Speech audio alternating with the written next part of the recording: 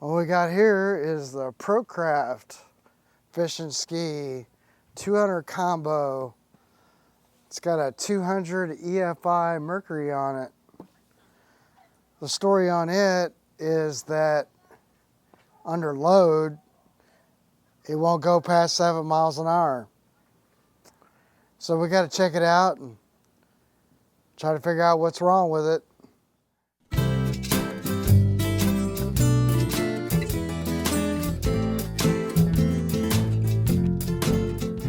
Try not to guess. Try to make an educated guess. He said he's replaced just about everything. Power pack, it's got a new ECU. What did he tell me? All new coils, wires, plugs. Fired the parts cannon! He hasn't had the fuel injectors cleaned. Says it runs.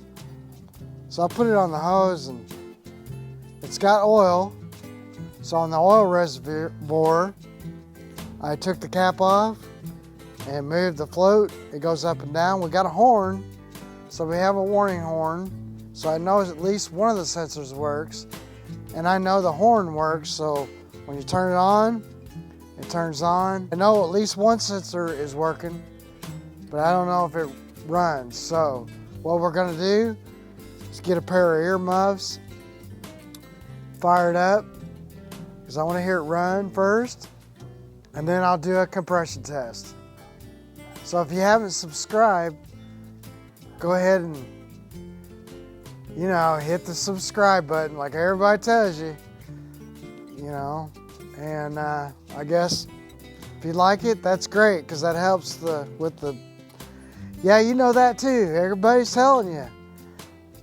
It's ridiculous, you can't watch any of them without them telling you, hey, hit that subscribe button, smash that like button, comment. I do like the comments. So Chris commented on that Johnson, and I was like, yeah, it's a real pain in the hooski, all that stuff just to get to the flywheel. That's ridiculous.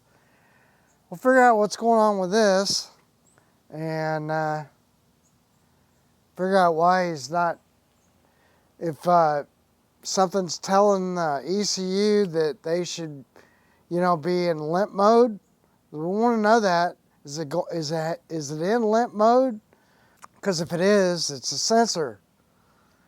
If it's not, then maybe it's a stator. I don't know. We'll figure it out. Okay, I got the water hose hooked up. I want to hear it run before we start doing any kind of work. I got to get the key, turn the water on. So yeah, this one has a VST. We're gonna pump up, make sure it's got fuel. Yeah, that's hard. Hard as a rock.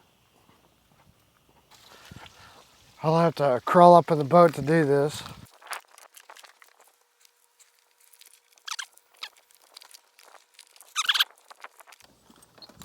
Well, there it goes. Let's just see if I can advance this a little bit.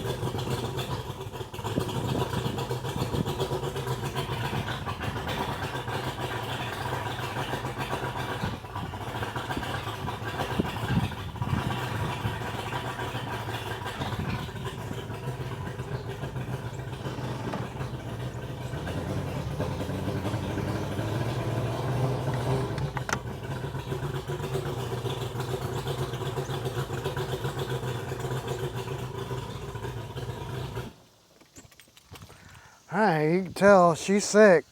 Sounds like she's not firing on all cylinders to me. It's not an even, like you don't hear it even, like it's off or something. So we'll do a compression test. That'll give us some pretty decent answers, and then go from there. Check all our coils, work our way back. So I know it runs.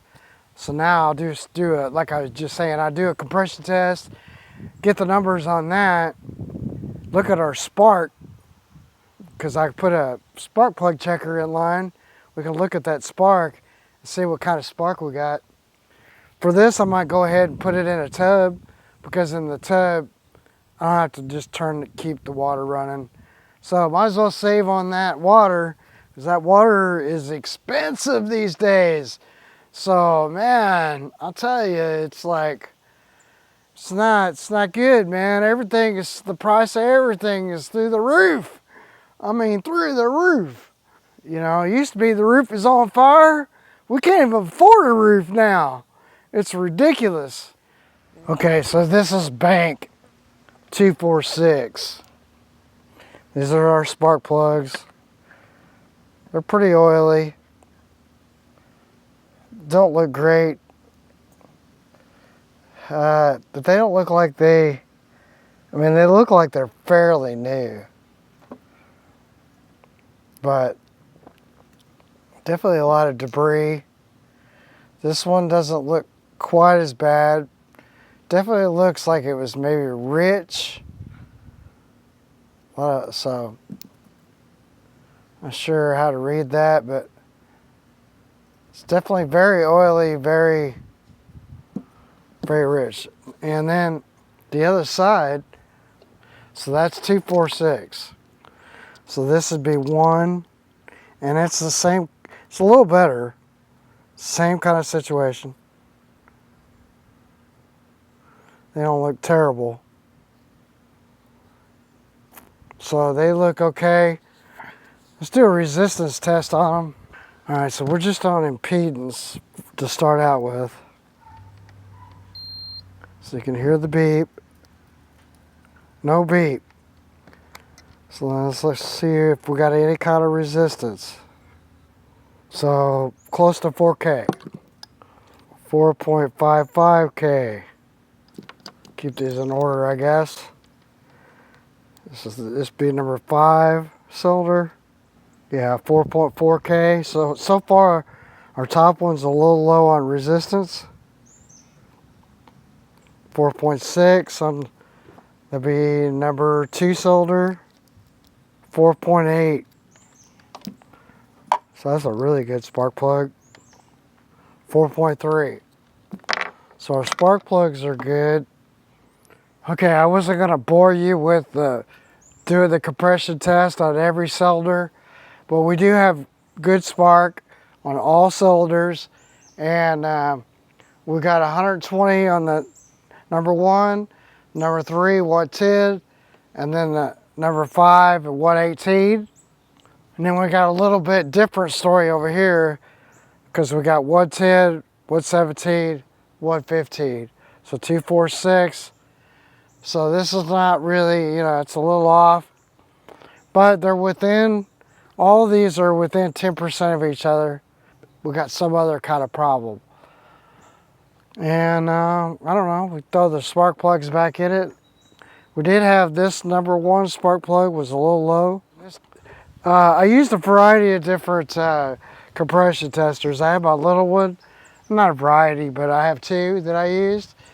This one is just, but you have this hose right here, really difficult to get in, so then I use this type. So this is the only one that's a little different. So this is probably more like 115, because you have the displacement of the hose. So just to note that. So, but we don't have to get that hypercritical about this. Obviously that side has a little better compression than this side. So I'm gonna do some readings before I do anything. I'll put these spark plugs right back where I found them. So the one thing that I would want to know is, like, if it did seem like, I don't know, I may have to get some more information from him, because he changed the thermostats, but what about our sensors?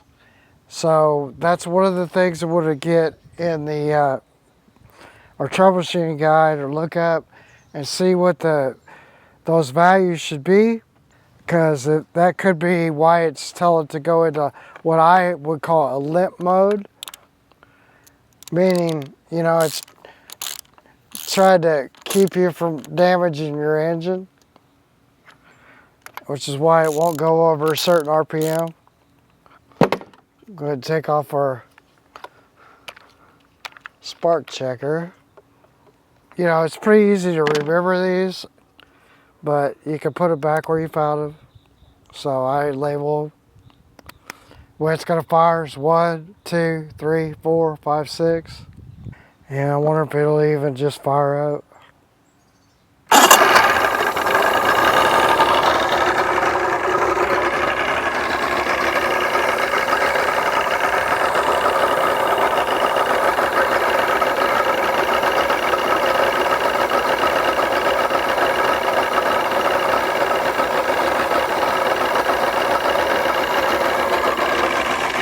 There we go.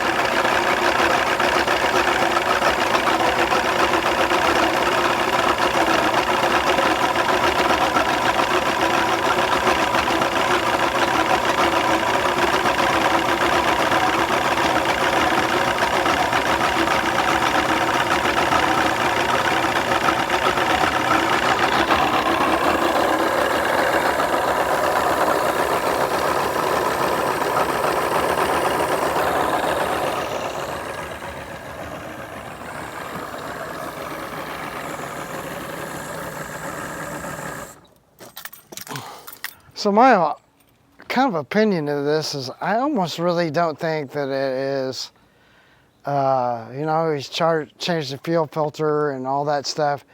I don't know that it's a stator. We should probably still get our readings, and if it's not within tolerance, we can order a stator for it. I almost really think that the fuel injectors need to be cleaned. I don't think that they're firing very good, and you know, maybe I'd go ahead and talk to him about that.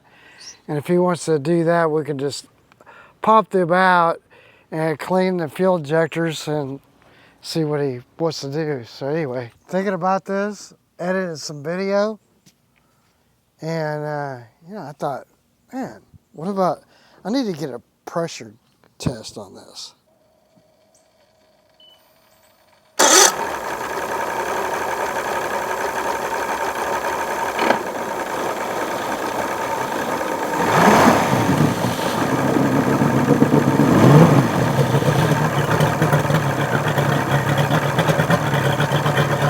The camera just kind of died on me, so you're just plugging into the top part of the VST and reading the pressure. It looks like we had like 35 pounds per square inch of pressure on the fuel line. That should be enough of a test to see our compression numbers. I didn't have the mic on here. We'll go back and watch this and see how it turned out.